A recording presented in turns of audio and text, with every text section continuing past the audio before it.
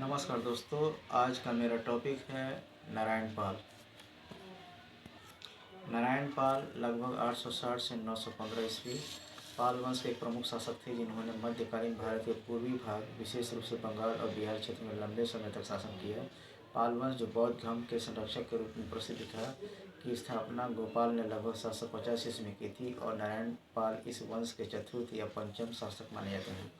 उनका शासनकाल पाल साम्राज्य के उत्थान और पतन के संक्रमण का काल का हिस्सा था, जहां उन्होंने साम्राज्य की रक्षा के लिए संघर्ष किया। नारायण पाल का जन्म पाल वंश के शासक विग्रह पाल के पुत्र के रूप में हुआ था। विग्रह पाल शासनकाल लगभग 850 से 853 ईस्वी के बाद नारायण पाल ने सियासत संभाला। उनके शासन की शुरुआत में पाल साम्राज्य पहले से ही आंतरिक और बाहरी चुनौतियों का सामना कर रहा था। गुर्जर प्रतिहार वंश के शासकों जैसे महेंद्रपाल ने कन्नौज पर कब्जा कर लिया, जिससे पालों का उत्तरी विस्तार सीमित हो गया। इसके बावजूद नारायण पाल ने अपने पिता की नीतियों को जारी रखा और साम्राज्य को स्थिर करने का प्रयास किया। उनका शासनकाल असाधारण रूप से लंबा था, कम से कम 54 वर्षों तक, 854 ईस्वी से 908 ईस्वी तक, जो पाल वंश के इतिहास में सबसे लंबे शासनकालों में से एक है। इस दौरान उन्होंने बंगाल, बिहार और उड़ीसा के कुछ हिस्सों पर नियंत्रण बनाए रखा, लेकिन राष्ट्रकूट वंश के शक्तिशाली राजा अमोधवर्ष प्रथम ने उन्हें पराजित कर दिया, जिससे पाल साम्राज्य को दक्षिण की ओर खतरा बढ़ गया।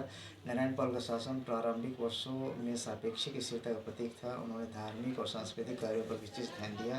पहला धार्मिक संरक्षण, पाल शासक बौद्ध अनुयायी थे। उन्होंने नालंदा और विक्रमशिला जैसे बौद्ध विहारों का संरक्षण प्रदान किया, जिससे बौद्ध धर्म का प्रसार जारी रहा। दूसरा, सैन्य संघर्ष, उनके शासनकाल में पाल साम्राज्य को चंदेल और कलचुरी वंशों के आक्रमणों का सामना करना पड़ा। राष्ट्रकूटों की हार के बाद मगध यानी आधुनिक बिहार से हाथ धोना पड़ा और पाल राज्य का मुख्य भाग उत्तरी बंगाल भी खो गया। इसके बावजूद उन्होंने साम्राज्य को पूरी तरह ढहने से बचाया।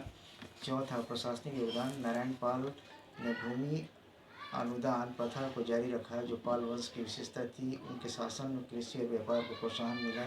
हालांकि युद्धों के कारण आर्थिक दबाव बढ़ा। उनके शासनकाल के अभिलेखों में बादल स्तंभ शिलालेख और भागलपुर ताम्रपत्र अभिलेख प्रमुख हैं, जो उनके नाम और उपलब्धियों का उल्लेख करते हैं। नारायण पाल की मृत्यु के बाद उनका पुत्र राज्यपाल 908 से 930 ईस्वी ने गद्दी संभाली। राज्यपाल के बाद गोपाल द्वितीय शासक बने। नारायण पाल के लंबे शासन के बावजूद पाल साम्राज्य धीरे धीरे कमजोर होता गया और 12वीं शताब्दी तक सेन वंश ने इसे विस्थापित कर दिया। नारायण पाल पाल वंश के एक शक्तिशाली लेकिन चुनौतियों से भरे शासक के रूप में याद किए जाते हैं।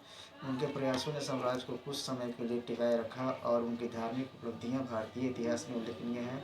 पाल वंश ने न केवल राजनीतिक स्थिरता प्रदान की, बौद्ध संरक्षण में भी महत्वपूर्ण भूमिका निभाई। थैंक्स।